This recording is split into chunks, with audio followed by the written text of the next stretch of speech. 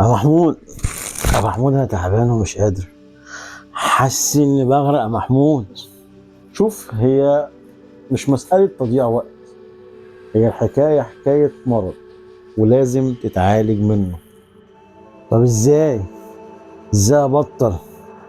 انا كل ما احاول ارجع احس بالمخدرات اقوى مني يا محمود، مش قادر.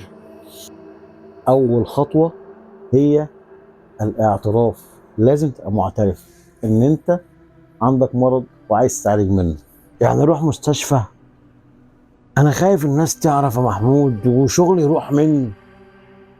محدش هيعرف ولا حاجه، في مراكز كتير متخصصه وهم هيحافظوا على سريه العلاج بتاعك.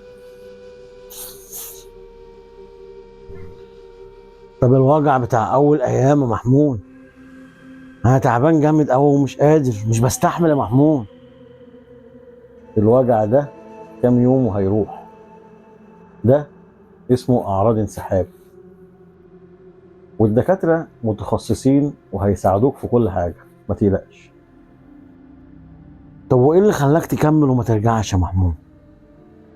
قرارك انت اللي تاخده، لازم انت اللي تاخد قرارك. تعيش بجد يبقى عايز انت تعيش بجد وتشوف الدنيا حلوة من غير وهم. ده اللي هيخليك تكمل. دلوقتي لو رجعت بني آدم، بصلي، شوف انا عامل ازاي دلوقتي، شوف انا كنت فين وبقيت فين.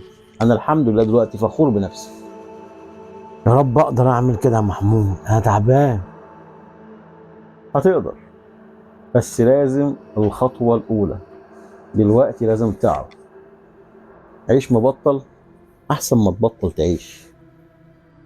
دي الجملة اللي أنا خدتها قانون في حياتي ومشيت بيه، وهي دي الحقيقة. عيش مبطل أحسن ما تبطل تعيش. عيش مبطل أحسن ما تبطل تعيش. أحسن ما تبطل تعيش. أحسن ما تبطل تعيش.